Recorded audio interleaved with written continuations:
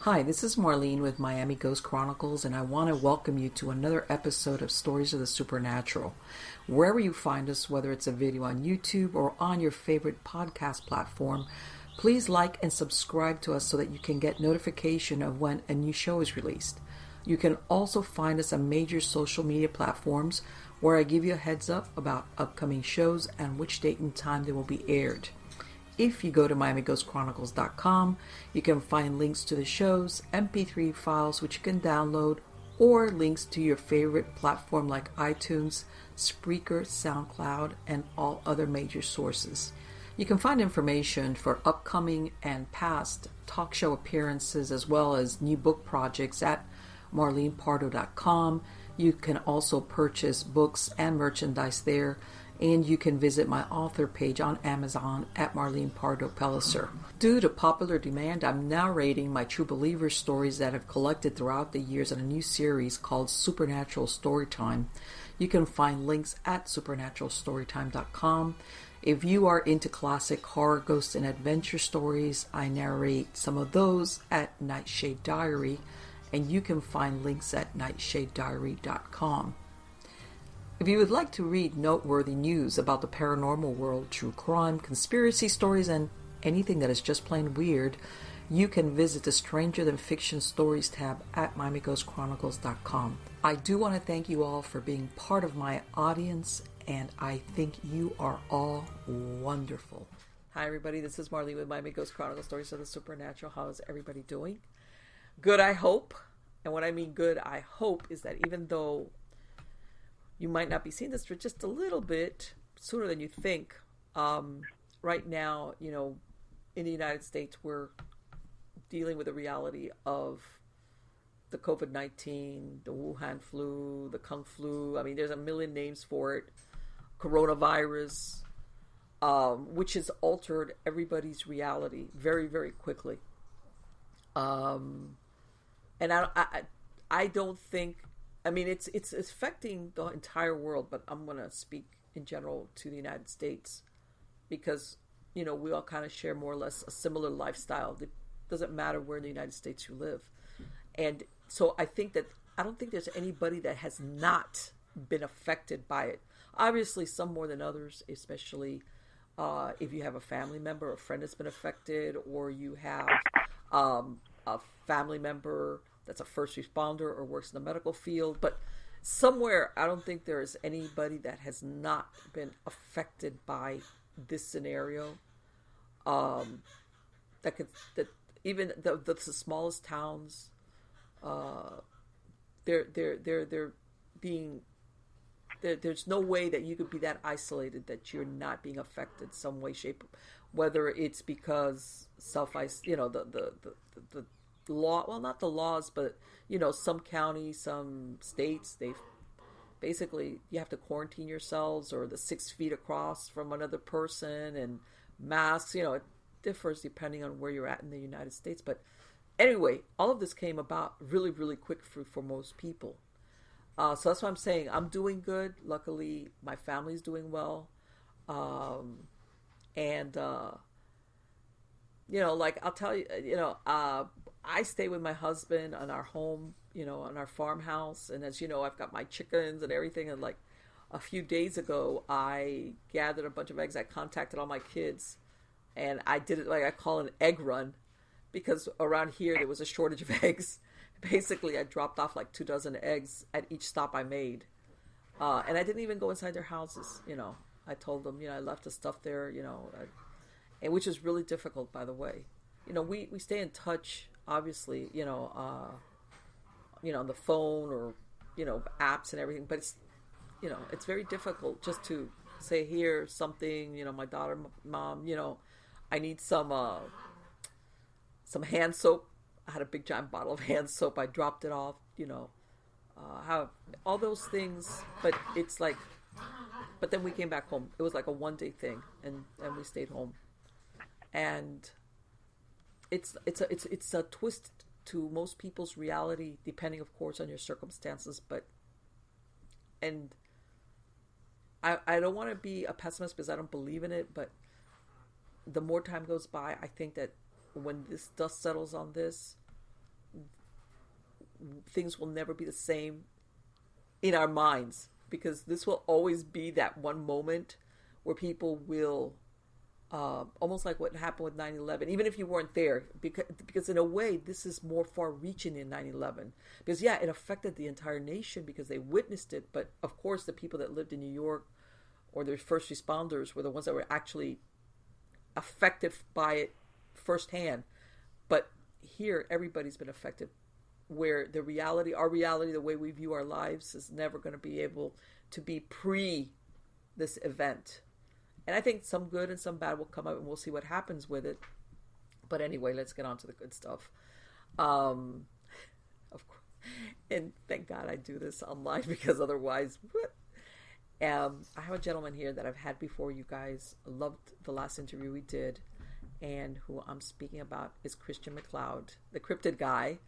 And for those of you who are not familiar with Christan, he's the director and lead investigator of the ACAPS, which stands for Asheville Cryptid and Paranormal Society.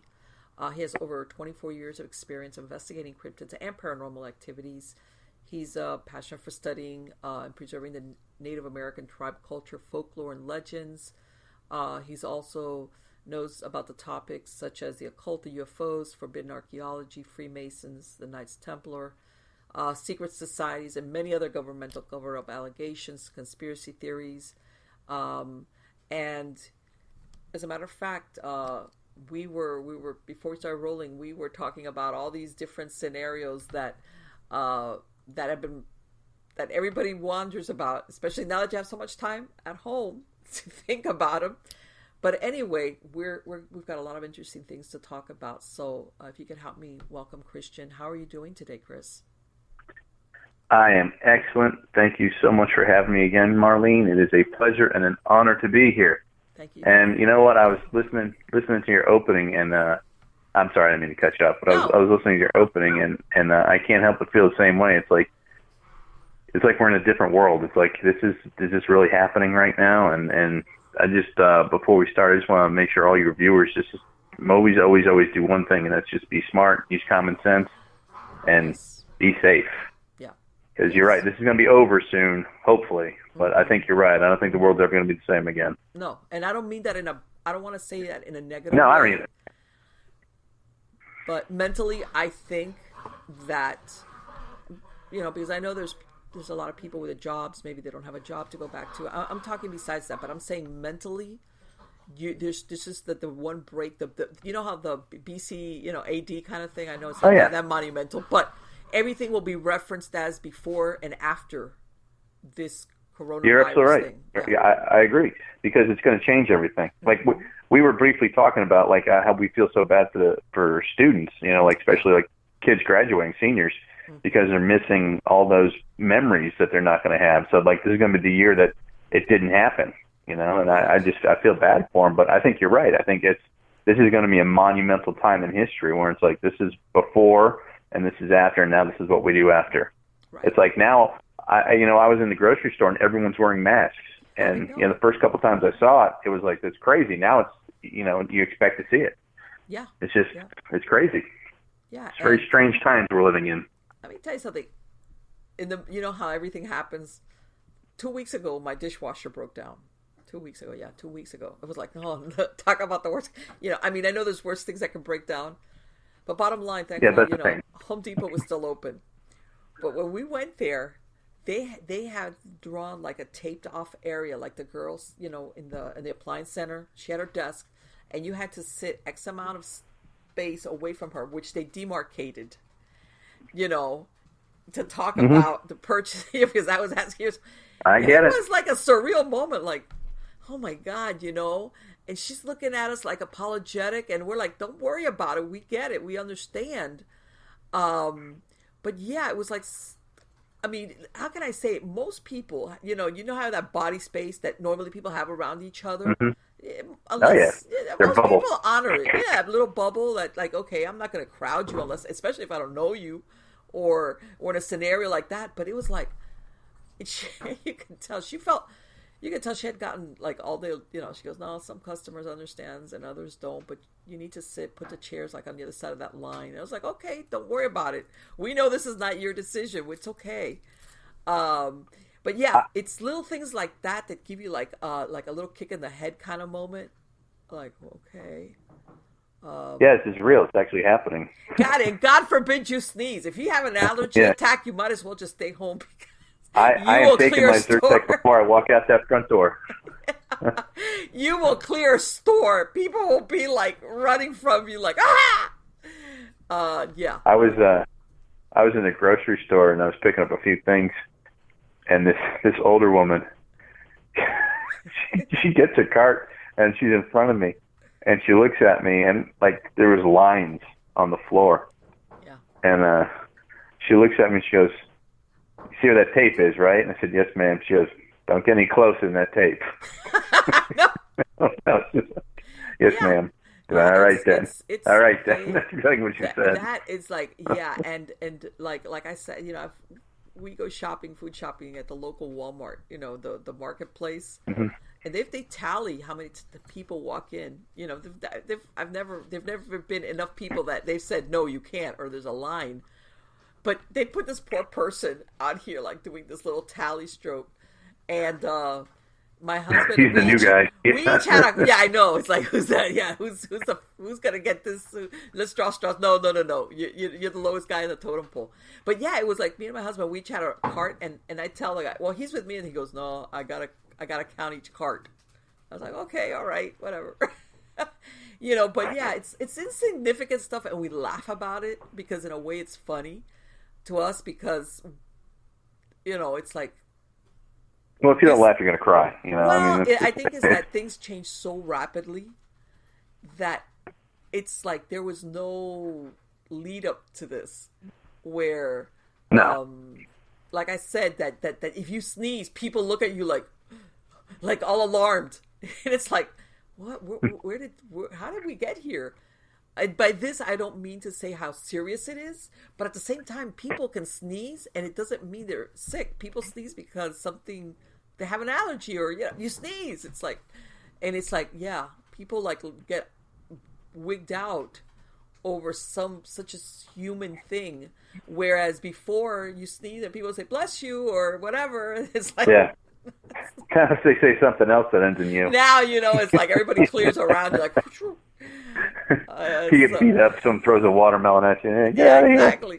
Yeah, and there's a lot of, and we were talking about, there's some, what you were saying about being safe, but that there's a degree of how logical am I going to be about this? But there's people out there that are really, really, really, really scared.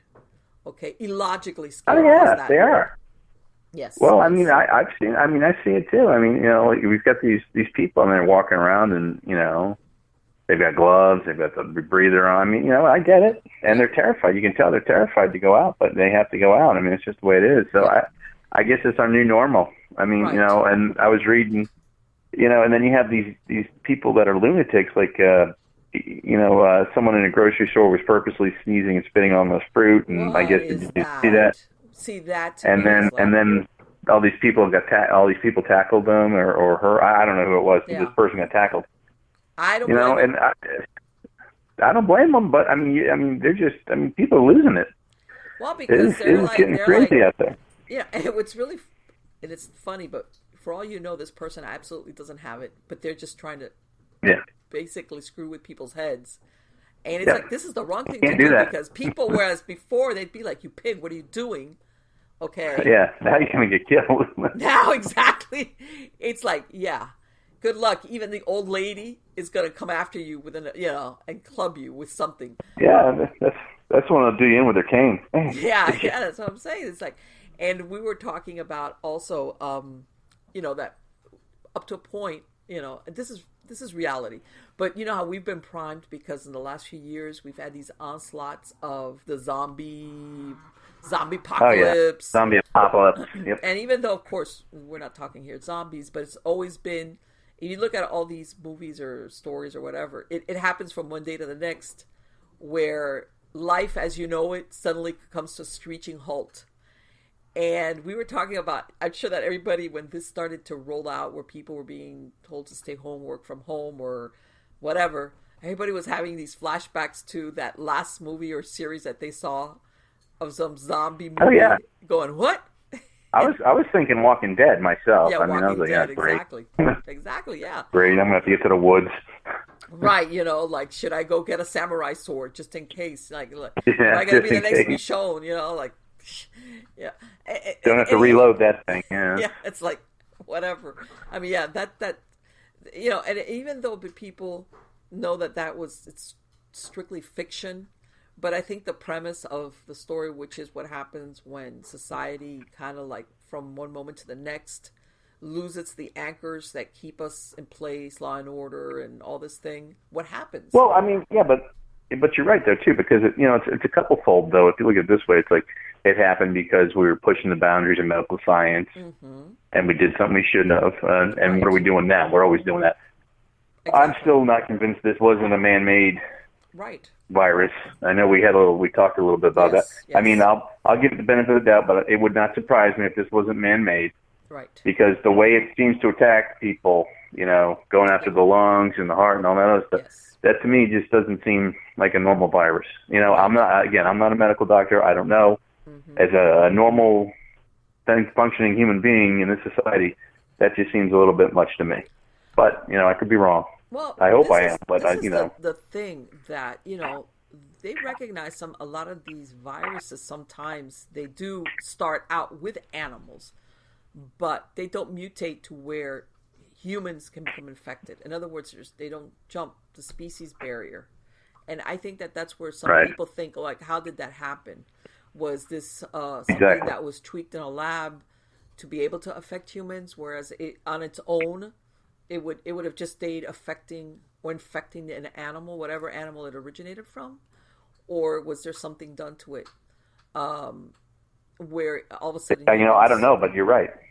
And I mean, God knows there's I mean, it's not like there haven't been sicknesses or plagues, throughout human history. There has been. But it's of course... And I want to say there's so much different because we have travel, we have air travel. Whereas if you look at historically at most plagues, they usually would come in through port cities, where ships would come in. Exactly. Yeah. They would come in through port cities but then it would spread slow. It was because, of course, you didn't have the type of travel that we have now. Within a few hours, you could be in another continent. So, I mean, we're in a moment in history as far as contagion is concerned that it's unprecedented, like in other, like before. And I think that, like we were saying, the reality is, which I think a lot of it is still like, there's a big question mark with a lot of what has to do with this, whether the origins of it, who are the most vulnerable, eventually how many of us actually could die from it, because let's face it, the majority of the population has not been tested. How much truth is there that a lot of people are asymptomatic, or other people think that they just have a head cold, for all they know. They never get a full hospitalization type event. So I mean, right, and all the people they encounter, they're infecting other people, right? I mean, yeah, they could be shedding, and like even there's a lot of stuff like chickenpox. There's a bunch of other diseases that you could be spreading before you become down with symptoms yourself. But we have things to treat them with. And I don't think if and when we get answers, it's still a long ways down the road till we get actually definitive answers to a lot of those questions. The reality but that's a key phrase right there. Definitive answers. See, we're not ever going to get definitive answers. Well, and they're going to give us some broad strokes here, but I don't think we're ever going to know the whole gambit of what's really going on here. Because, well, normally when things are done like that, it's to help somebody escape responsibility for it, in my opinion. Mm-hmm. That's the only reason why. Oh, yeah. Something is like given like what is it when they don't lie, they just omit the truth portions of it, that kind of thing. Exactly. We don't know what that was. I think that eventually that because let's face it, I don't think that again, I'm going to speak as an American, and yeah, I don't think Americans are going to just forget about this and like, okay, well, that's over. Oh, Well, no, people I, eventually are going to want answers about this. Okay. Well, I mean, I think you made a good point when we were prepping off air. I think you made a real good point where I think this is going to make people want to have an American foundation for manufacturing again, because everyone's going to. I don't want to. I mean, a lot of people aren't going to want to buy anything made in China now. I mean, this is just it's another. It's just kind of a slap in the face that if all this stuff is true, I did not realize, not till now. Okay, I did not realize how many medications, not only in China, but in other countries, they're not manufactured in the United States. I didn't realize that. I had no clue. It was like, in my head, yeah. I'm sorry, Marlon, but in my head, sorry. No, go ahead. We'll get to it. But I was going to say, in my head, I thought all the pills and everything we took here in America were made here. Because, everyone's always complaining about pharmaceutical prices. Yes. I always thought it was because they were made here. I was just naive and ignorant. I did not know. I had no clue that everything was made everywhere else. You know what? And this is another thing, that sometimes if it's manufactured, sometimes it's not even the actual drug, the ingredients that go. And and if you see, let's say the manufacturer is an American company, okay, everybody assumes, stupidly, you know what they say about assuming, that that it's manufactured here in the United States, and they don't realize that it could be manufactured or the actual ingredients come. In other words, if those ingredients are not provided to the company, even if they do have, they're here in the United States, they still can't manufacture it. And it was like, I think that in a way, I want to say it's a silver lining amidst all this that's going on, where people are having that what WTF moment about this. Going, wait a minute, you mean that if any of these countries outside the United States decide to hold us hostage for medicines, let's say you're somebody that has some type of illness that you need to take a daily dose of whatever, that you all of a sudden somebody could withhold these drugs from us, and what would happen? I think a lot of people we'd have to manufacture it here. Well, that's what I'm hoping, but it's like, okay, how fast can they? How can? And I know. Yeah, how fast? Well, the fast, and let's face it, it also comes down to the bottom line. The bean money, counters, the bean counters, saying, well, you know what? If we now manufacture this whatever drug, even if it's the most generic thing, our profit is going to go down on this because we have to pay differently for the manufacturing of it than if we have it, keep it where it's at. Yep. So it always comes down to the money, doesn't it? It's all about the moon, Of course, but I don't think that. I think that they need to pass laws, and this is my opinion. They need to pass laws to, if you are an American company, especially something like this, you need to manufacture it here. And if you don't, then, hey, some other rich guy that wants to put a company together, this is a great market. This is a great time to do it, to put a pharmaceutical company together. Well, I also think we should. I agree. I'm with you 100%. There's absolutely no reason why we can't manufacture pretty much everything we need in this country. There's no reason for it. It all just boils down. It does. It boils down to the bottom line, and it's all about money. And I understand that. But sometimes you got to make, you can make a little more money on something else.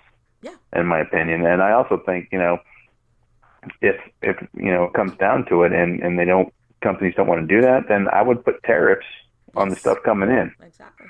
Because it works. Yeah. I'm with you. Believe it or not, Americans have a lot of disposable income. That we're the ones that buy a lot of the stuff beyond the very basic necessities, which there's a lot of populations in other countries, even Western and well-developed countries, do not have the disposable income that we do to buy some of these goods, which is what you're when you're saying as far as tariff, putting a tariff on some of these, like if you want to sell to the American public, well, and you want to stay outside of the United States, well, there's a price to be paid for that. And yeah, absolutely. But I mean, these are things that we were talking about that even once this whenever, because right now there's a question mark as to when kind of people get back to work and everything starts rolling along, that after that there's still repercussions that I see down beyond the health thing, in other words. Oh yeah, I mean, this is like it's going to change the landscape of businesses. Mm-hmm. Like we were talking about that earlier, it's going to change the landscape of small restaurants. Yes. You know, where I live, I don't think half these places are going to open up again. Yeah. I don't think they're going to be able to. They're just, they were probably just making it paycheck to paycheck like everyone else. Yes. And this is just really throwing a wrench in the works. I mean, this has just kind of messed everything up. Yes. And it's tragic. I have nothing but pity for these people. There's a lot of it's bad. We were also talking about we mentioned that a lot of people that the companies sent them to work from home, and after this the company's going to realize they still save money and they'll just keep people working from home. They'll just say, hey, you know what, this worked out better than we thought. Plus, this something similar ever happens, we won't have to worry about it, and we can downsize our office space. And guess what? So yeah, I see a lot of changes as far as our economy and the way we live our lives, and a lot of stuff down the road after this. Like we said, after the 2020 will be that demarcation, and in some of it is going to be positive, other things are going to be negative, depending. But you know what? I would rather know the reality, like with this thing that we just talked about, the manufacture of some very important things. Because another thing I heard is that sometimes there's parts to machinery that are manufactured outside of the United States. In other words, even if you have that machine that's manufactured here, if you don't have that part that's manufactured out of here, it's not necessarily just pharmaceuticals, drugs. It could be other things. I'd rather know the truth of what we're learning than keep living under this misconception that we're always going to have these things available because they're made in the United States. And it's like, no, it's not. Well, we need to fix this. I'd rather have that and address it than be living under the false pretense thinking that, of course, we can go anywhere and it's going to be there for us. It's a lot of things that happen. And getting onto that, we also spoke about, we're going to sidestep into the Bigfoot territory that you had mentioned the last time, that you thought, and this was before, of course, any of this thing of the COVID-19 was going on, that you mentioned as far as that you believe that there was some Bigfoot, that they were being affected, their population was being affected by disease. Well, right, yeah. Now, see, I've got this theory, and I think it's just common sense to me, and I could be wrong, but I don't think I am. There's a book called Pax Americana. In this book, they talk about basically the year 1776, and it's a book about American history. But what it does is it talks about all the things going on around the country besides what was happening in New England vis-a-vis the Revolutionary War. And smallpox was ravaging the western coast, South America, and Canada. And there were still parts of New England that had a lot of smallpox issues. Now, the one thing about smallpox is this. Smallpox will jump from humans to great apes. Wow. So if you have Sasquatch and he's near someone that's infected, guess what's going to happen to him? He's going to get it, and he's going to bring it back to his tribe, and they're all going to get it. So there's actually stories in the northern Canadian provinces of Sasquatches coming to humans for help because they're dying from smallpox. And the natives up there couldn't do anything because they were dying from it. So there's stories about how they just lay down next to the humans and die next to them. So, I mean, it makes sense to me. And it's also, I think, another correlation that if Dogman has any primate DNA or he's susceptible to the same thing, that's probably exactly what happened to them. So that brings me to my point now, where we are in 2020, all this time's gone by. They've had time to build up their immunity, their population's increased. And again, the Cynocephali or Dogman, they've had the same ability to do the same thing. So that's why we're having all these sightings and everything. That's why everything's just increased so much. And I think a lot of it has to do with the fact that, the technology's better. The internet's there. If you see something, you can report it online.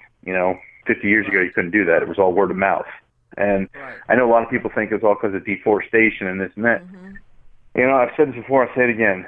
the North American continent is 86% intact Right. from the day the first Europeans landed here. Think about that. That means Yes. we've only taken 14% of this continent. Yes. And that's all our roads, our infrastructure, houses, apartments, condos, buildings, cities, everything. Yes. That's only 14%, and everything else is still intact.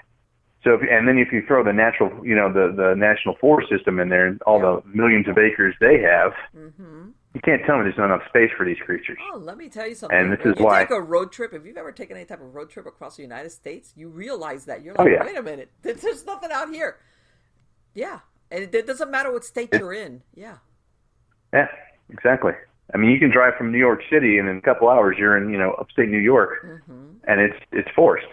Yes. So people don't get that. I mean, that's what you have to understand. It's just these vast tracts of untouched timber and land that these creatures can live in without a problem. And the other thing is, when people talk about clear cutting, well, Marlene, when you clear cut something, grass tends to grow. Right. And when you have a lot of grass that grows, you have the animals that eat the grass. Their numbers tend to grow. Yes. So then what you do is when you have the alpha predators in that area that have a limitless food supply, guess what? Their numbers start to expand. So it all comes full circle. It makes total sense to me, but again, that's just my theory. That's just how I think it works. Exactly. And, people don't realize that because, we were talking about, where a virus or some disease jumps the species barrier from animal to human, but it can work the other way in reverse as well. Definitely. I agree. And we can go to medicines or treatment, but an animal, unless they're being cared for by a human being, they are not. Especially if they have no immune any antibodies whatsoever in their bodies for it. I would wonder. I'd even venture to guess. I mean, how much quicker would they die than like a human being being exposed to a pathogen? The same pathogen. I mean, I would guess they'd probably die quicker. Yes. Because they have less immunity. I mean, I guess. I don't know. I'm just guessing. Well, we always something scary. We think about animal being more robust. In other words, being, but not necessarily, not all the time, especially when it comes to disease. I mean, let's face it. Look at the lifespan of a human being versus animals. Most animals that we know of. Okay, I think with the exception of elephants. We're one of the most, longest living, maybe tortoises or, tortoises, maybe elephants. Sharks. We're one of the longest living animals. Overall, our lifespan's pretty long compared to the animal kingdom. So, I would say that, for most animals that would contract some type of diseases that kill, they would probably die right away. I don't think their survival rate would be that, unless they were getting some type of treatment. But out in the wild, I've never heard anyone discuss this either. Like the way we're talking about it, actually, like the comparison. I've never even heard anyone discuss that. So I mean, that's probably something that's a new topic. Well, and you heard it right here on Marlene's show. Well, I mean, we always think of, like you said, what's the effect that we always think of our effect on. Let's say animals, our footprint, whatever you want to call it, as in, I know a lot of people look at it like, let's say, for the hunting or, all these other things, but there's a lot of other stuff that now when we're talking about diseases or viruses or whatever that can jump from one species to another, whether it can do it naturally or, in this case, what we're talking that was tweaked. Or genetically, now that we're playing with genetics, like or creating all these things, we don't even know where everything comes from anymore. Or like what they, one of the theories that's out there was that some of the humans got it because they were eating infected animals. What if it's the other way around? What if you have an animal that's eating an infected human being? That's true too. Or what if it's from GMO foods? What if some of the food that they did GMO stuff with and it's not right? I mean, I don't know. There's so many different possibilities. I mean, it could. Let's go down pretend land, whatever. There's a lot of people that go out, let's say, to these parks and they die, or they even go out there to commit suicide. I hate to say it.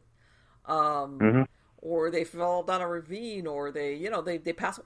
Let's go down missing 411. All these people that disappear. Let's say it's exactly they're being eaten by predators, which is what they normally do. And this person, you've got an infected human being, and this animal basically eats this human being. Can it work in the other way around, where ingesting the flesh of an infected human gets this animal infected, because that's how normally they wouldn't. In other words, they wouldn't have caught it by a sneeze, is what I'm saying. It's right. because they actually ingested But they ingested it, yeah. I mean, that's a good point, Marlene. I would not say that's out of the realm of possibility. Well, I mean, why not? I mean, it's if we're talking, it's a possibility. If we're and the thing is, you know how they say you don't know when you dodged the bullet, you don't know you dodged it because you dodged it. It's the same thing. If an animal, if that scenario ever played out, even if it was rare, and this animal lives in the middle of nowhere and it goes off and dies, who's to say what was the reason for the animal's death? Okay, unless let's take it to the next step. Yeah. Go ahead. What if that animal goes off and dies in the woods, and then another animal eats his carcass and gets infected? Exactly. And then they're all over the place. Right. Suppose vermin come and eat some of the remains, and then they get infected, and they scatter off into the four winds, and they're all over the place. And next thing you know, you've got a rat infestation. Yeah. So I mean, I can totally see where this could go. Or there's some animals that are solitary, but they get together to mate. Okay. Yep. And let's say that then all of a sudden you've got an infected animal mates with another one, passes it on through the mating process, and possibly, depending on what it is, also the fetuses, the offspring, are also infected. Why not? Yeah. It doesn't necessarily. Or what if whatever it is initially it's not. Doesn't kill them, but you know how they say a lot of these viruses, they mutate to the point where then they become lethal. Oh yeah. In other words, a certain animal can pass it on to other animals of a species. They don't necessarily. It doesn't have to be because of their ingesting. The same way that humans can pass it to another human, whichever way, and there you go. And then it becomes, and maybe down the road, like you were talking about, you see a decrease in certain amounts of animals, and nobody can account, like, why is this animal all of a sudden there's less of them, or weird stuff like that. I mean, this is it's theories, but I don't think they're out of the realm of some type of a reality to it, because there's just no way for anybody to know or to study it if you don't know what you're looking for. In other words. Or what the origins were. I don't think we know what we're looking for. Yeah.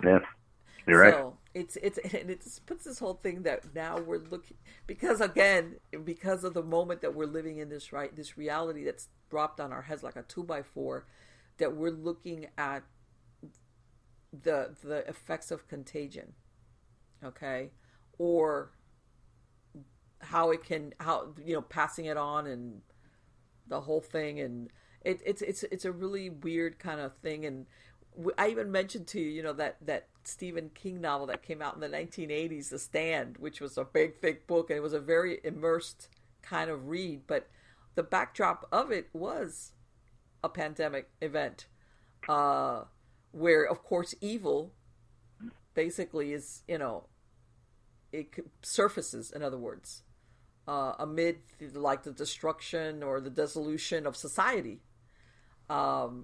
So yeah, I mean, I think that it's also part of our subconscious mind that we look at part of what's going on, apart from the strictly medical numbers thing.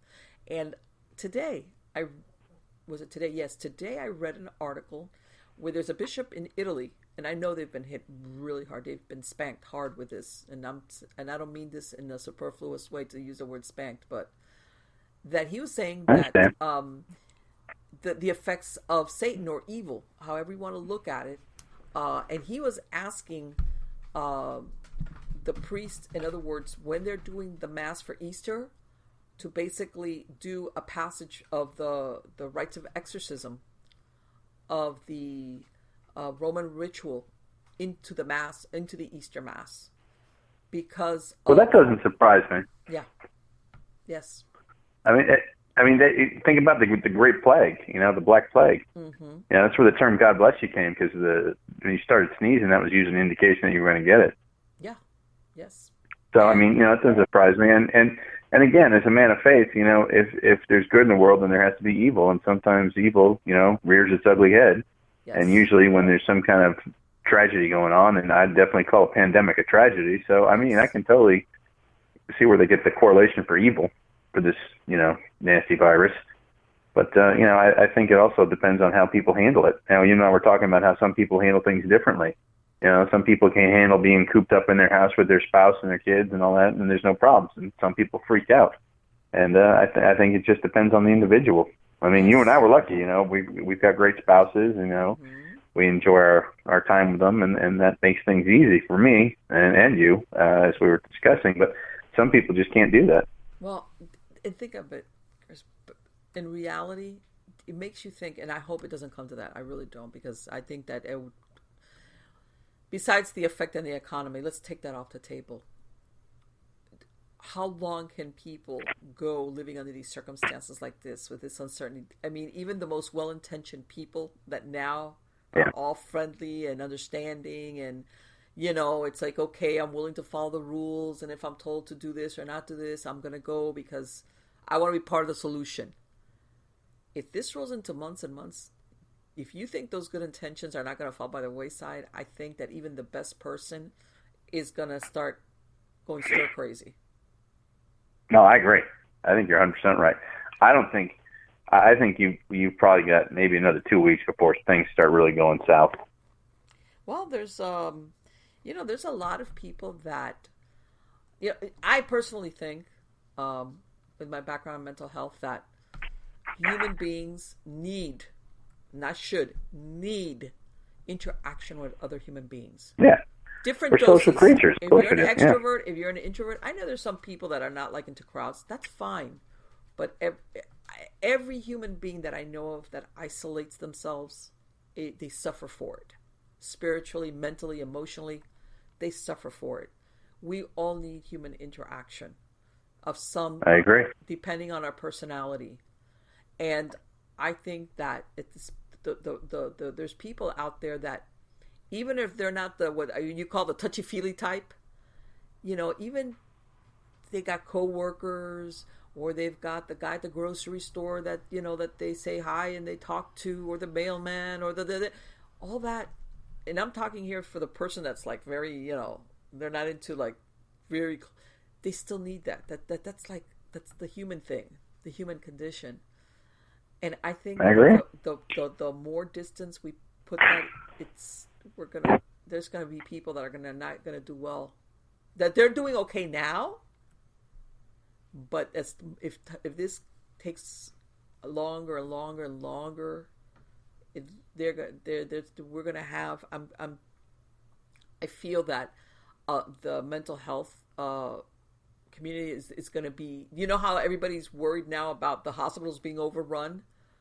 Oh yeah. I think that a lot of mental health counselors are going to be overrun, and I know that a lot of the medical fields they're doing now that tele-video, basically doctor visit, and that with the mental health that can work, but I'm telling you, nothing takes the place of a face-to-face, the human, even if that person is sitting on the other side of the room from you, where that they can discuss it. I'm telling you, I can see where down the field there's people that are that the mental health people are going to be like, I'm overrun. I'm booked back to back. People that maybe have never gone to a therapist or counselor are going to need those services. I'm for sure, because they themselves will fall into depression, hopelessness, a bunch of stuff. So. Yeah, this is another dimension of what might come of this if this just keeps on going, whatever. And plus, a lot of people don't know how to handle the question mark that comes with a lot of that's going on. And and I wanted to. We were discussing how people don't realize, and people might think, well, it doesn't matter, but like you said, your tours, you haven't been able to do any of your tours. Same things goes for paranormal investigations. You can't, supposedly. Oh, I don't know any of my and no one in my team or in my organization has been doing anything. Right. I'm very friendly with a lot of other teams all over the country, actually, and I don't know anyone that's doing anything right now, paranormal or cryptid. No. Unless it's like in their backyard. All the national parks are closed. They can't go. You can't go camping. There's really no place you can go. So unless you have a big tract of land that you own, where there's a cryptid or paranormal hotspot, there's really nothing you can do. Right. And it's bad. Yeah, you can't. So and this is this is something where, and let's face it. I mean, you could Skype with somebody, let's say on a paranormal case, but I mean, how far can you go with that? Besides, like, it's not. I actually tried doing that the other day. Really? What happened with that? It doesn't. No, we got some information and some details, but the truth of the matter is you have to be there. You have to get equipment reading. I got to have my people in there that know what to look for and how they're feeling and what their gut instinct says. And you just can't do that online. Yeah, I mean, this equates to like a pre-interview. Okay, tell me what you're experiencing. Tell me, whatever the story is that's going on, and you ask them some questions. And what do you know about the property? And that's all it is. Exactly. And then after that, so I'm thinking to myself, because of course the paranormal is, like I said, I had my dishwasher break down in the middle of all this. I was like, oh my God, my dishwasher. But I'm thinking, can you imagine here all of a sudden you have an uptick in your paranormal activity because now you're stuck at home. Maybe there's a little bit of tension, which, there's that theory where paranormal events.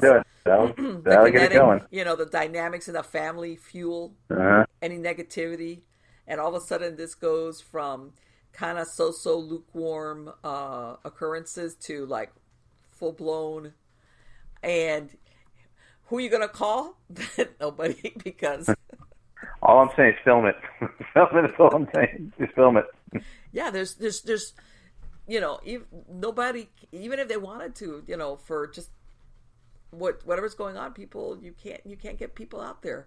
So, there's going to be, I think, a lot of people that have been experiencing things where maybe they've been putting it off, they've been in denial, or it was mild. It was like, but especially if you have like, how people are in and out and they come and go, and and all they're not there all the time.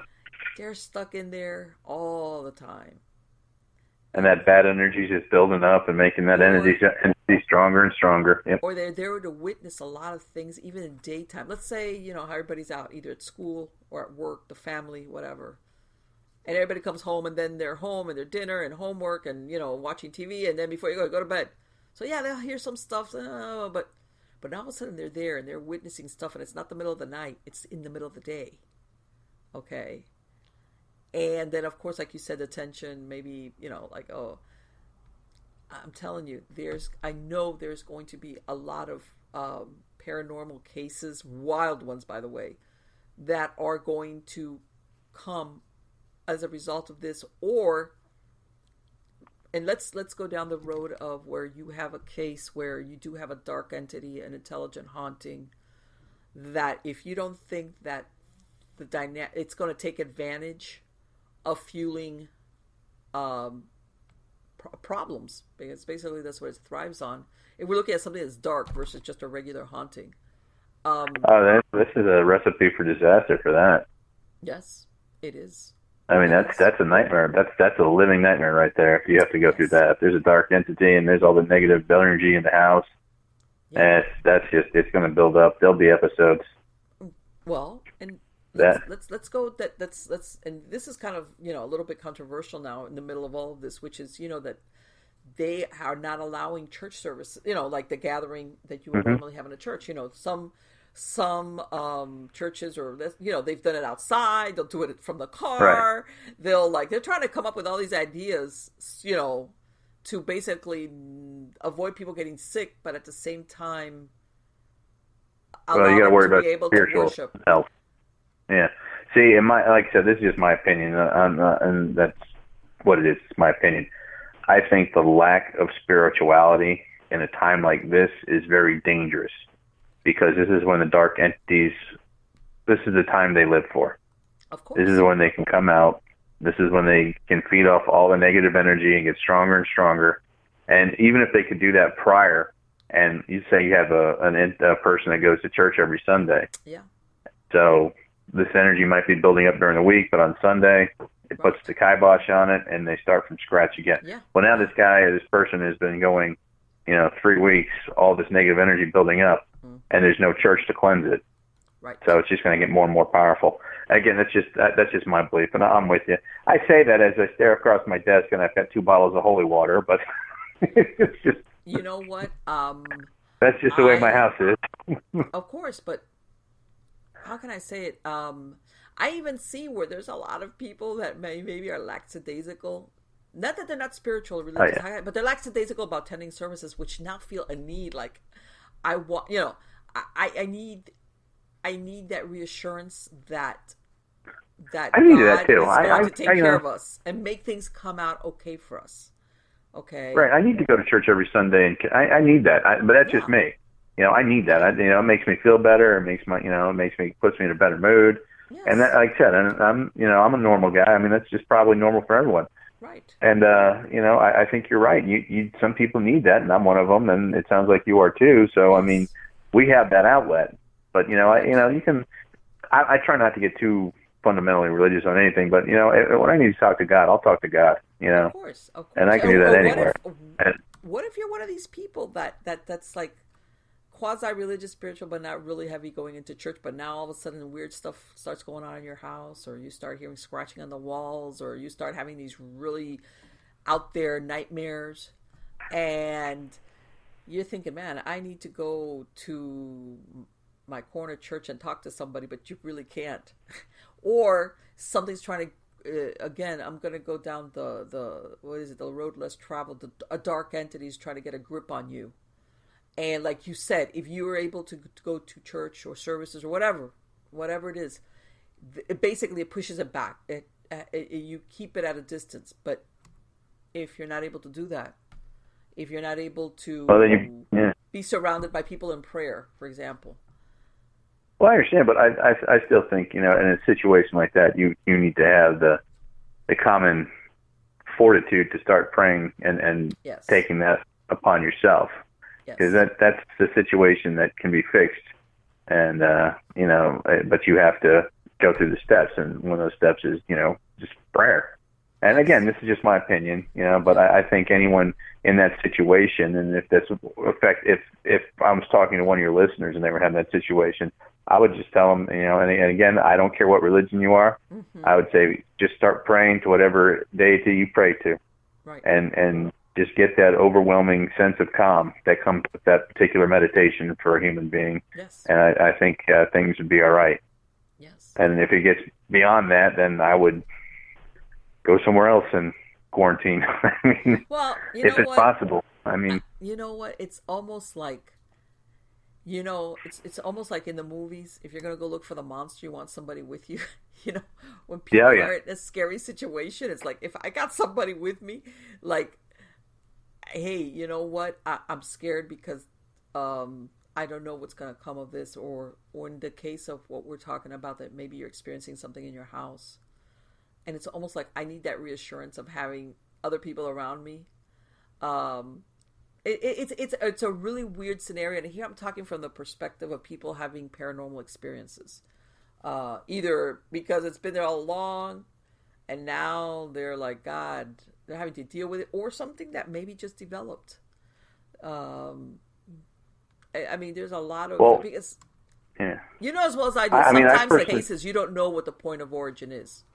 Sometimes you do, and you don't, and that's the hard part. Because if you knew, then you could fix it. Right. And that's where it gets tricky. You have to that's where the research comes into play. Yes. And 9 times out of 10, people think the paranormal. You just go out there.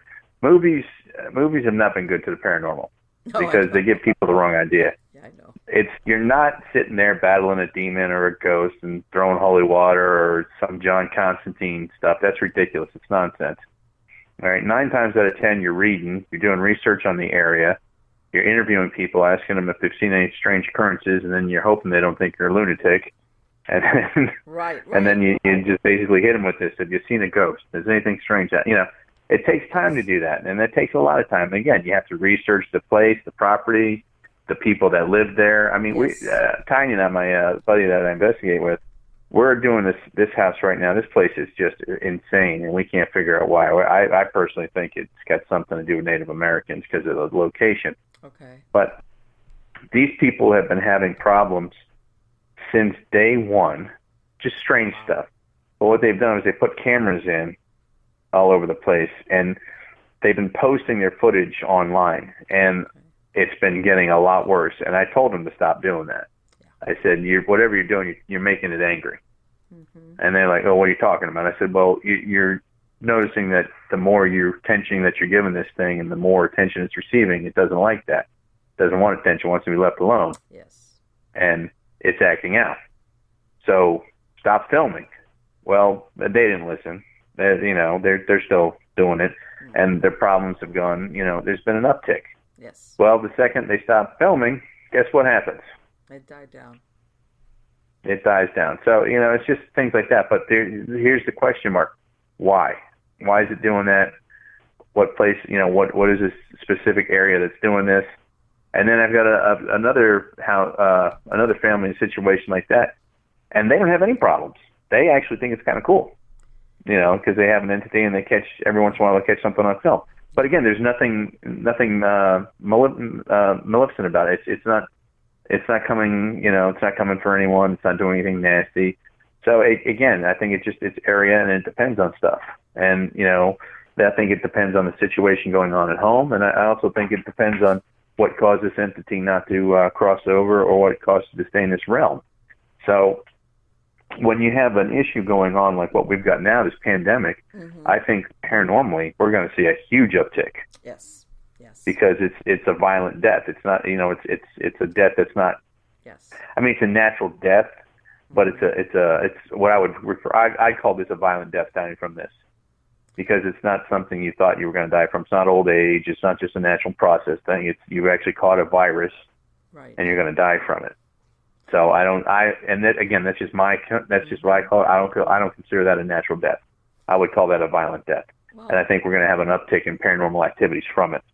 Well, there's going to be, because I want to say, there's some people that were sick already, and, but there's a lot of them that, right, even if they were sick, natural death. They were, in other words, they had something wrong, but they were okay. They're living, in other words. Right. they're, I've got this going on, but I'm going to still live. I expect to be able to live. I might need to take meds, but I'm going to be living. Right. And I think that, like you said, a lot of people, this has taken them out of the, I can live maybe another 20, 30 years as long as I take my meds and I go see my doctor. Exactly. To, that's it. You die, basically, based on the descriptions of pneumonia, your lungs, which is when they get intubated, your lungs are no longer working. You're not able to breathe. Right. Exactly. And that to me is like, that's a violent death. I mean, that's an unnatural death. Yes. This virus is murdering people, and that's what I would classify as an unnatural death. And again, that's just my opinion. That's just the way I look at things. I've been doing this for 24 years. I have views and opinions that are different than other people's, mm-hmm. but that's just because of things I've experienced and investigated and the research I've done. So, I mean, that's where I come up with it. I'm just pulling this out of my, out of the air to be controversial. This is how I think, and this is how a lot of my team think. Now, I've got other people on my team that think I'm crazy, but you need that, you need that dichotomy. You need the positive and the negative, Right. So that's why we do what we do. And there's absolutely nothing wrong with that, as far as, even nope. in a team, because that's, as a matter of fact, that's how you come up with solutions or different perspectives on a case, or what, the point of origin is, or why is, I'm sure you've heard of people living for years in a certain location. Nothing happens, and all of a sudden things start happening. Boom. Yep. And you're like, okay, so what happened? What changed? Why? Right. Exactly. so-and-so moved in, right? Yeah. There's always something, there's always some kind of X factor. Yes. I did a long time ago, I did this case in New Jersey. I investigated it, and this guy had lived there since the end of World War II. I mean, he'd been there forever. And he had run into some financial problems, and he had rented out one of his rooms. Oh. And all of a sudden, all this crazy stuff started happening. And the guy that was renting out the room just disappeared. But he left a bunch of stuff there, and in the stuff he found like a Necromonicon. He said he found a bunch of black clothes, and there's something called a Ouija board, an Ouija board. And I'm like, a Ouija board? And he's like, yeah. He goes, yeah, so it's probably a problem right there. Yeah. And I asked him, I said, you have any faith? He goes, well, I'm Catholic. I said, well, why don't you get your house blessed and see if that calms it down? Sure enough, and then he goes, well, what do I do with this stuff? And I said, I would burn it. Oh, yeah. So, and he took it outside. He opened up, he had an old school Weber kettle grill. Mm-hmm. He put everything in there. He doused it with a lighter fluid. And his son arranged to have the house blessed. And boom, no more problems. You know what? I've heard. So, I mean, you'd be surprised how many people have that happen to them where they rent out an apartment or a room or something, or even a roommate. You never know what you're going to get. And things that their life goes sideways big time. And it's all because of that part. And it's what's really funny is they kind of do the same thing. They have afterwards, they have found stuff like hidden away, stuff with, dark, really, whatever. Whether it's not even the Ouija board, just really dark stuff hidden later on, and they've been pulling their hair out trying to figure out how, what, when. And I laugh because people think, okay, sometimes people do background checks on, let's say, a potential roommate, as an example. But there's nothing in somebody's background that's going to tell you, oh, this person, sacrifices animals. There's that's not you don't know up in anything.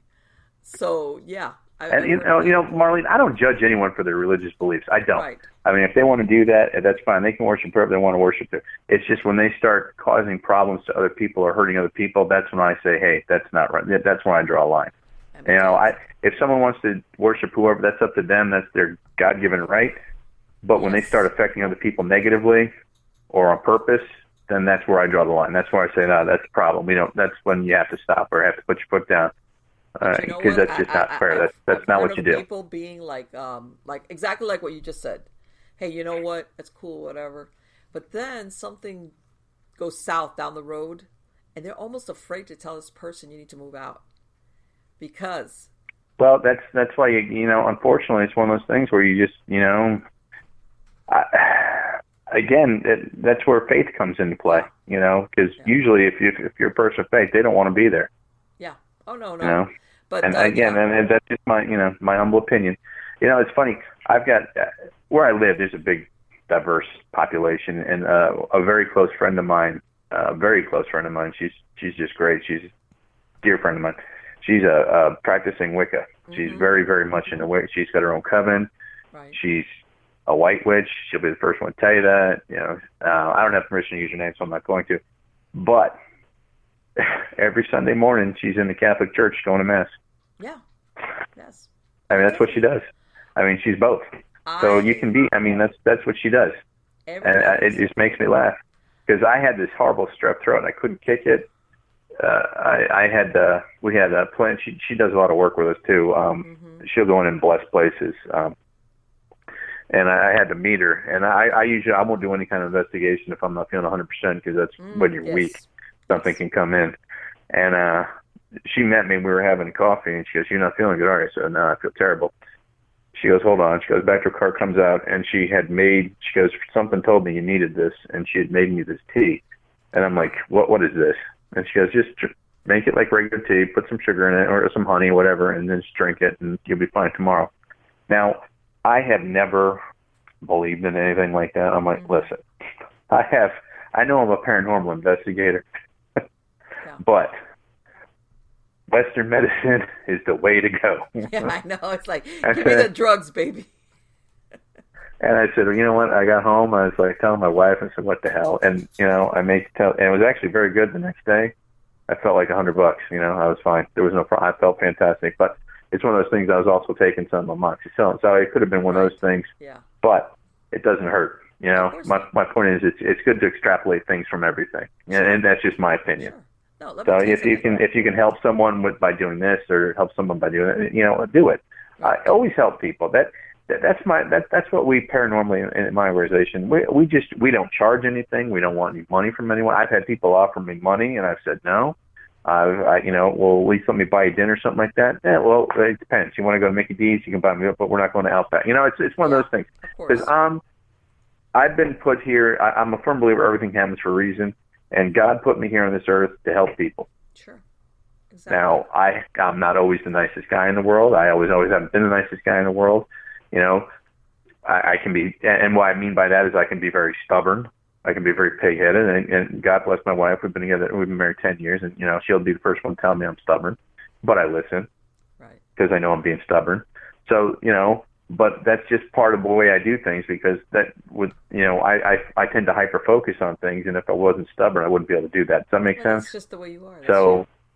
That's the way I was made. But I think, you know, I was made to do certain things, and I'm trying to do them, and I think that's what I'm supposed to do. You know, and that's why, you know, and then the people I associate with do the exact same thing. They're good people. You know, these my friends in my organization, they're family to me. Of course, and that's really what it's all about. It's you know, nobody's perfect, and we all have our good traits and our bad traits, but the intention is there. You know, as far as, like you said, your intentions towards other human beings is to help them. You know, and I've known that ever since I was a little kid. I knew I was supposed to help people. I mean, you know, but I had a mother that, you know, she was always, you know, my mom always said, always do the right thing. Yeah. Always, no matter what, always do the right thing. Yes. Even if it sucks, do the right thing. And, you know, I always lived by that. And, you know, I grew up in the church, and, I shied away from the church when I was younger. Yeah. You know, I was kind of going through that rebellious phase, but I was never like an atheist or anything. I just didn't want to go. Sure. And then, you know, as you get older, I think you appreciate it more. I think that's why you see so many older people in church, because they appreciate it more. It doesn't have anything to do with the fact they're trying to get into heaven, but it's just right. Well, yeah, I know that everybody's like, all of a sudden, it's like you start remembering, it's like, oh man, just in case, I better go. But I you know, with wisdom comes age. I'm sorry, with age comes wisdom, and that, you know, I used to think that was stupid, but it's so true. Because you start to see things, you see the whole picture. When you're young, you only see things one way. When you get a little older, you start to see things a little bit of both ways. But when you get real old, you see things everyone's way. Does that make sense? That's just a little theory I have. And you realize sometimes that what you find in a church, it's not just strictly about the dogma. Okay. Nope. It's about what you get spiritually for yourself. Well, it's the energy too. You know, I'm a big energy guy. You know, I believe. You know, I want good energy around me. Sure. I want to put off good energy. I want people to feel good when they're around me. I want people to be happy. Mm-hmm. You know, and that's what I want. But you can only really recharge that, in my opinion, you know, in a house of worship. Yes. You know, and that could be anyone. That could be anything. I'm not just talking about my religion. I'm talking about anyone's religion, any house of worship. I think that, you know, spiritual. You got to feed yourself spiritually and emotionally. Yes. And again, that's any religion. I'm not knocking anyone's. Right. You know, as like I said, as long as you're not hurting people, I don't care what you do. Absolutely. You know, and then that's just the way it is. This is the right way, and everybody else is wrong, and I know exactly what you mean. I can't stand when people do that. Yeah. What works for me doesn't mean, you know, I like diet root beer. Some people hate it. I mean, you know. You know what? And we've had. I've done investigations where, you know, sometimes the client is almost afraid, like, hey, are you going to come in? Almost like they think that if you're not on the same page religion-wise with, you know, the group versus them, that you're not going to help them. And it's like, no, this has nothing to do with it. You know, I'm going to, if you come to us for help with a paranormal situation, we're going to try to help you the best way we can. This has nothing to do with your religious beliefs. If anything, like, yeah. If they have a different religion than me, then what I'll do is I'll bring that specific book with me. If I have it, or if you know, let's say I'm not going to say they're atheists, but they're maybe agnostic, or maybe they're not. Yeah. And they're almost thinking, oh, you know, is that going to be okay with you? And it's like, yeah, I mean, that has nothing to. No, it's not like I'm. Yeah, because I mean, you know, yeah, I'm with you. Because I do the realm of, you know, you know, we go in when we do a paranormal investigation. If it's nasty, we've got everything with us. Yes. we use religious items, we use spiritual items, we use New Age stuff. I'm a huge fan of quartz. I've seen feldspar quartz clean a house. Yes, yes. I carry it with me every day. I've had pendants made of it. Actually, you know what? Remind me at the end of this, and I'll send you some. I've got a bunch. Let me tell you something. Yes, I have a clear quartz that I carry with me all the time. Which every once in a while I forget to put it out to cleanse it, with sun and stuff. But I carry it. Well, I don't. The only time you need to cleanse it is if someone else handles it. I know. But still, every once in a while, I like to put it out, like on this, out, because like I carry it, with me all the time. But and it's like always like I carry it everywhere with me. And I've had it for like. Well, I get all years. my stuff blessed too. Yes, I mean, everything I carry is blessed. It's been blessed with holy water. And I carry Saint Benedict medals, Saint Benedict crosses, Saint Christopher cross, my crucifix that my mom gave me. I carry a blessed rosary that actually Pope Francis blessed. So I mean, but I also carry 7 archangel symbols. I've got one of those in my car, so nothing bad can follow me home. It's and I've also got wrought iron, all over my house.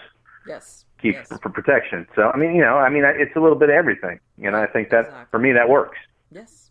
And the people I've been able to help. If you believe it, and everybody's different. It's not like, oh, this is my way is the way that works, and everything else is like. Nope. No, that's not the way it is. But I think that once we're allowed to visit, what else is there to? Yeah, I think that as far as paranormal cases are concerned, I think we're going to see a lot more requests from paranormal groups. Oh, I'm guaranteeing. I know I'm going to have a busy summer once all this is over. Yes. I mean, that's pretty much going to be done. Yes. I'm trying to throw I've got a lot of cryptid stuff planned. Yes, well, I mean, there's so much. I mean, I know that compared to people with their jobs and everything, this sounds like really so unimportant. But I mean, it's like a ripple effect outwards. I mean, how many important to some affected? people? It's like work, school, and then everything else that comes to a standstill. Of course, it has to do with visiting or being in somebody's house, or and I think that a lot of people realize. Yeah, especially with the social media, everybody's thinking everything can be done online until you're forced to do everything online, and then you realize this is not as cool as I really thought. Okay, because when you have a choice, it's different. But now that you're being forced to. When I was in college, they didn't prep me for this. I'll tell you that right now. No, this is not what I was prepared for. No, but I'm telling you. As long as you have a choice, it's okay. There's people that basically they shy away. They spend all their social life is more online with social media than the reality. But then something changes when you don't have a choice. Okay. Oh yeah, you're absolutely right. All of a sudden you're like, man, this is not. What do you mean? I can't. It goes from democratic to benevolent dictatorship real quick. Yeah. No, I can't get together even if I only have 2 friends. I can't get together with them. And we can only Skype or Zoom or, Twitter or whatever, That's it. That's as good as it's going to get. And it's like, wait a minute. It's different when you have a choice versus when you're being forced to. So I'm hoping also this is become one of these people like, hey, people need to go outside and be with other people or walk around or just be in the general vicinity of other human beings. I'm hoping that this is going to wake up some people and say, man, let go of the computer for a while or the video games and go spend some time outside in the park. If you don't know the people, but you're out there, sit on a blanket and people watch. I actually put air in my bike tires. I plan on going for a bike ride tomorrow because it's Good Friday. I don't have to work, so I'm planning on doing that. But I just want to spend some time out. You're absolutely right. Get some fresh air. Yeah. It's like Marlene, I've probably put on 10 pounds since this thing's been going on because all I've been doing is eating like a pig. My wife has been spoiling me rotten. Like she's making. Yesterday I woke up. She goes, we're not used to being together so much, and she's like, "You hungry?" I'm like, "No, I'll just get some cereal for breakfast." She goes, "What do you want?" So I'd really like some pancakes, but I don't know if we have that. I got a phone call. It was my boss. They come into my office. I'm on the phone 10 minutes. 15 minutes later, I go out there. My wife had made me pancakes. that's so sweet. And like everything, I'm like, oh my God, it was so good. Let me tell you But something. it's just so I'm not used to eating like that. And then she's making me these big lunches, and I'm not gonna lie to you, I'm loving the hell out of it. Oh, of course. I'm loving. I mean, my wife wants to love on me. She can love on me all she wants. Yeah, it's like. But I'm just getting so fat. It's like, yeah, man, I don't want to get on the scale. I'm telling you, the first time me and my husband went shopping, that we were like, okay, like, man, we need to buy a little bit of extra stuff. We started doing the, oh, woe is me, I feel so sorry. And we like try to stay away from the starchy stuff, like, no bagels, no potatoes, no pasta. Yeah. And it was like, well, you know what? Why don't we buy some bagels? These bagels look real good, and these corn muffins. And it was like, okay. Like we started feeling sorry for ourselves, kind of thing. And man, it's like all of a sudden, it's like, okay, I did last time. We told them that's it. I don't care if it's the best, muffin, bagel, bread, whatever. We're not buying it. Because it's believe it or not. Yeah, I'm with you. I'm totally. I understand, because the only thing I've been doing the only thing that's been like a healthy thing for me is I've been drinking probably, 8 or 10 waters a day. That's probably the only thing healthy I've been doing. That's it. Well, and taking my vitamin C. Since we live on a small farm out here in South Florida, we've been having a drought. As a matter of fact, we have well water. So we don't depend on the city, but they're already making people like, what they, like you can't water your lawn if you get water from the I remember that, yeah. Okay. So they're already imposing that. Before. And I've got about 100 and some trees, and I was telling my husband, that's it. It rained a little bit last week. We cannot let it go. So tomorrow, that'll put a lot of exercise on you, which is roll out our hoses and start watering these plants, because we're like on almost 3 acres. And that's a lot of profit. That'll take it off of you. You'll be sweating it too. It's gonna be hot tomorrow down there, isn't it? I'm telling you, my grass is crispy, which is great because I'm the one that mows the lawn on my riding mower. And but my mother-in-law does that. I'm the it's like, I'm not, that, how they always say that, get off my lawn, it's the guy, get off my lawn. Well, I'm the get off my lawn lady. But not that I have such a great lawn. My lawn. But it's I told him, I looked at the weather report, and it's like, I don't see rain here at all. Nothing. We cannot let this go. So there's the real life intrudes on the things going on, as far as life goes on. In other words, what's that line from Jurassic Park? Life will find a way. Yeah. Life will find a way. It always does. Yeah, Dr. Malcolm, whatever. Especially there, you're kind of in Jurassic Park down there. Yeah. Oh, sure. Yeah. And then in the middle of this, I'm getting neighbors.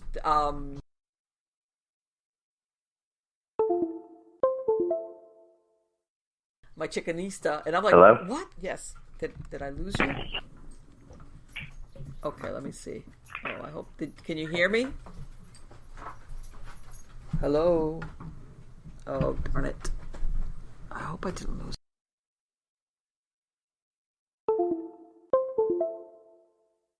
Oh, darn it. Hello.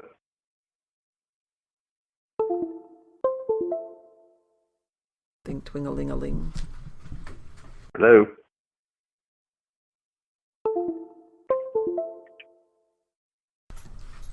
Hello, Chris. Hello. Can you hear me? Hold on a minute. No. Marlene? Yes, I can hear you. Can you hear me?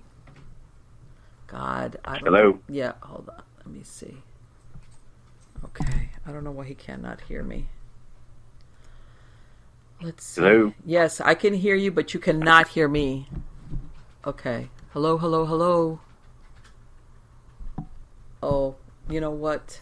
All right, guys. You know what? I was about to wind it down with Christian anyway, and I don't know what happened. I don't know if this is just because.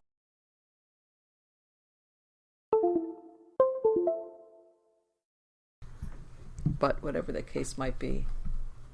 Hold on, let me give it one more try.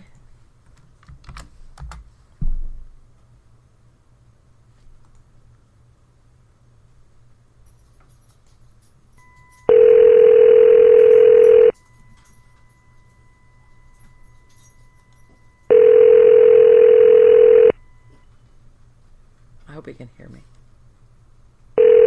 There we go. Hello. Can you hear me, Chris? Hello. Yes, I can hear you now. Okay. I don't know. I was talking and then all of a sudden I went dead. I know. I could hear you, but I don't know. And I'm looking at my microphone. Everything is up and working, and it just did its weird. It's just a Fed. Don't worry about it. It's just the same thing that we're getting together like that. Yeah, they're talking about all that weird shit. They know we know. Yeah, I know.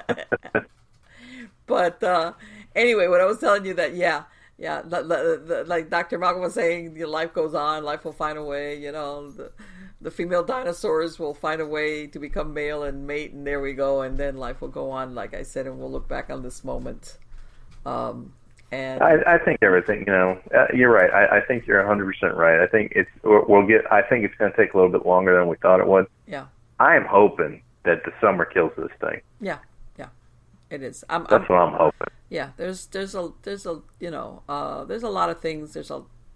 I'm the eternal optimist in all of this. I just think that it's just that, like everything that experiencing something that's basically come so quickly and so radically changed everybody's life. I think that's what's going on, and let's face it, this is a new reality for a lot of people.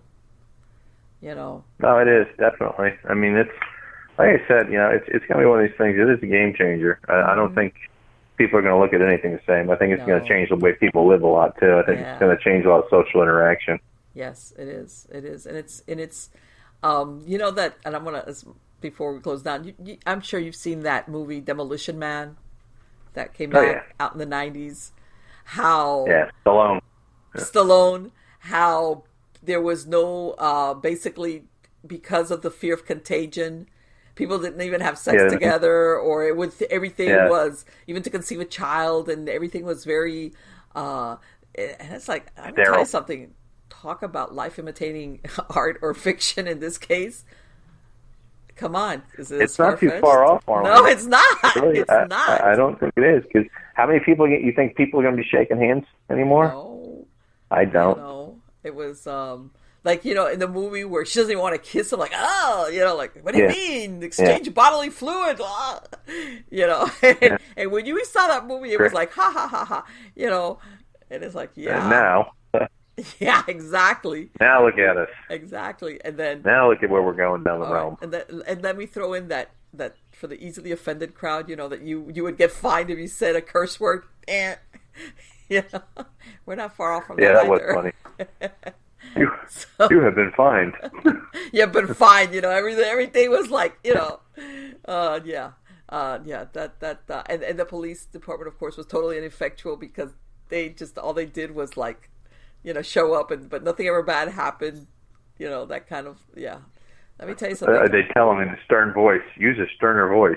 Yeah, I know. And a lot of people think, when that movie came out, that was a great sci-fi, kind of like, action hero thing. And it's like, man, jeez, nobody ever thought that we would be in that direction, where easily offended and life imitates art, right? Yeah, the move, no graffiti, something like that. Okay, thank you, Christian. It has been wonderful to speak to you again. And, it has been a pleasure. Yes, and let's see, we got to get together. Let's say after. Let's say what this ends up being called after the CV. I don't know what they're going to call it. I don't know. We'll come up with something after the plague. Of course, after the plague. Marlene, post-plague. If you ever need me, yes, I am always here for you. Thank you so much. It is always a pleasure being on your show. I always have fun. I can't believe we've been talking for almost 3 hours. God, that was quick. I know. It's been great. Fantastic. But please. It's been awesome. We talked about Thank you so safe much. for you and your family, okay?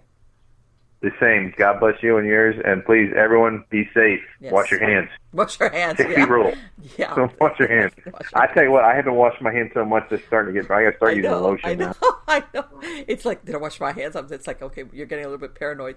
The only ones you touched were the chickens, but it's like, I gotta go wash my hands again. Yeah. Yeah, but that chicken could have gotten. Exactly. Someone could have coughed off the chicken. Exactly. I don't know where that chicken's been. Exactly. You'd be surprised. It's like, oh man, conditioning. Okay, That's darling, take care. Bye-bye. Thank you so much, Marlene. Take care. Bye-bye. Sweetheart. Oh, I'm glad I got him back. Anyway, God, it's, don't get me wrong. We've laughed and we kidded about a lot of stuff that we talked about in this thing with the coronavirus and everything. And this by no means, because we talked for quite a while before we started taping the show about our concerns about everything. The origins, the effect, health-wise, not only the economy, not the obvious stuff like the jobs, which is very serious, by the way. It's very serious. I mean, there's so many levels that this has affected us. Whether it's our health, the health of our loved ones, fears for them, for ourselves, our jobs, the future of our economy. I mean, there's so many levels here that are in flux right now. So even when we laugh and things, believe it, it's a way to relieve the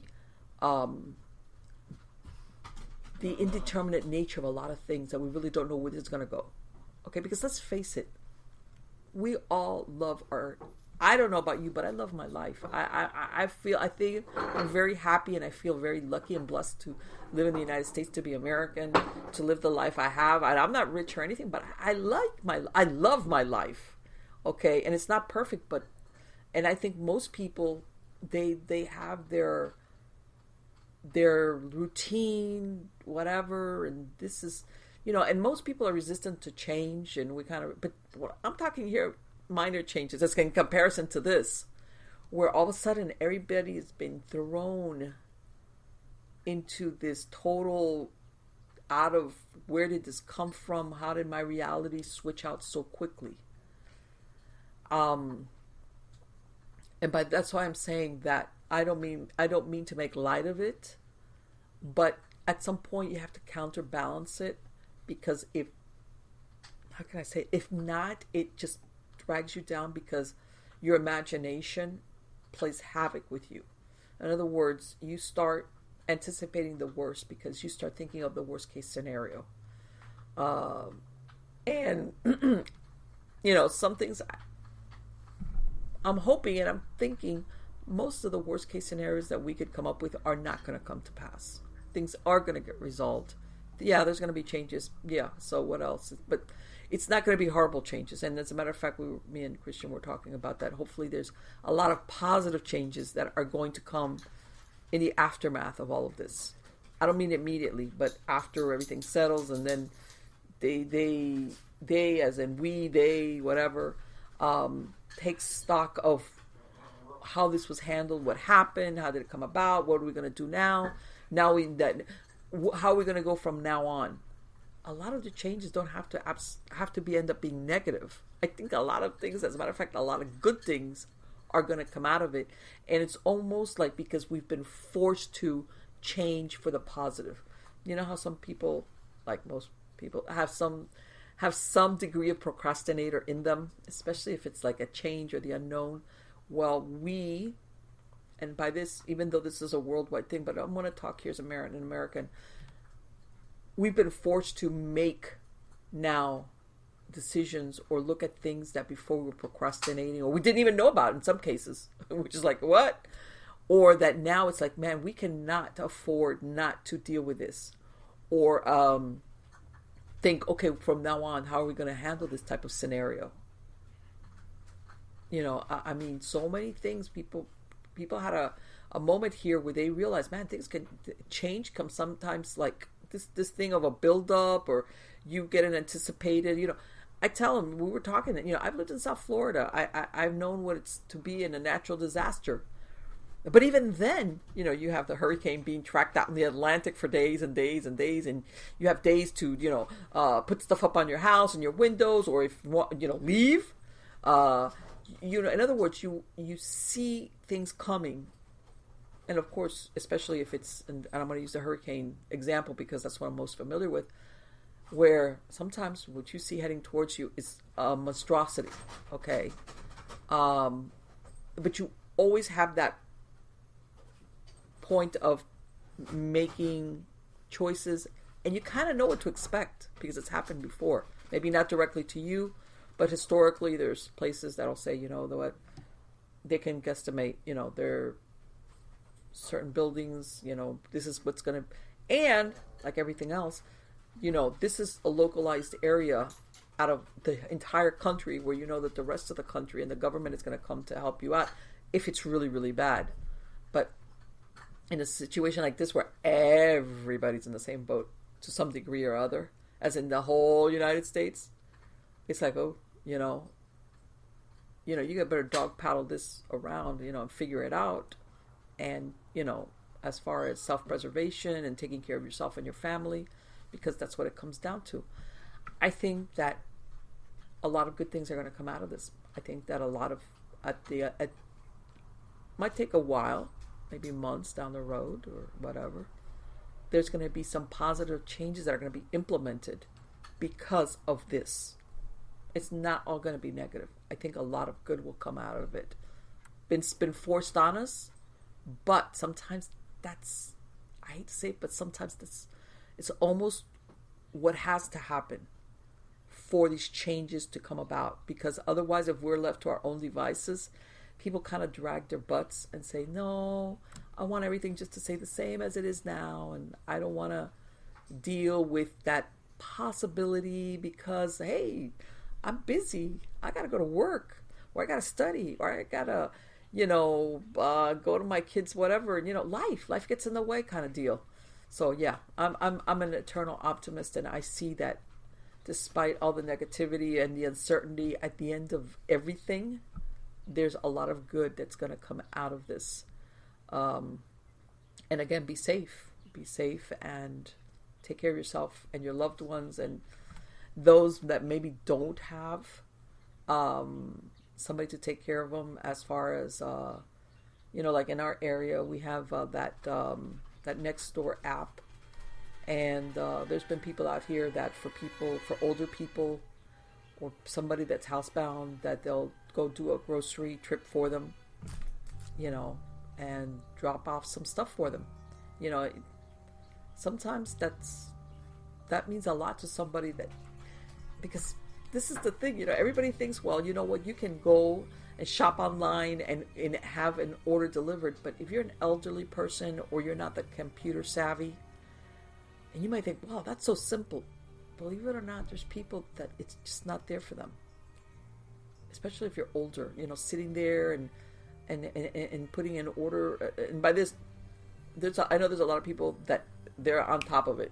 They can go to eBay or Walmart or whatever online and Amazon, but there's a lot of people that don't. They're not there. They might not even have a computer. Okay, so that online shopping thing, my point is, that's not an option for them. So sometimes, what they say, that you depend on the kindness of strangers. Sometimes you can be that stranger. Of course, taking care of them and taking care of yourself, where, phone call or whatever, or that app. What do you need? What essentials do you need? Okay, here, I'll drop them off.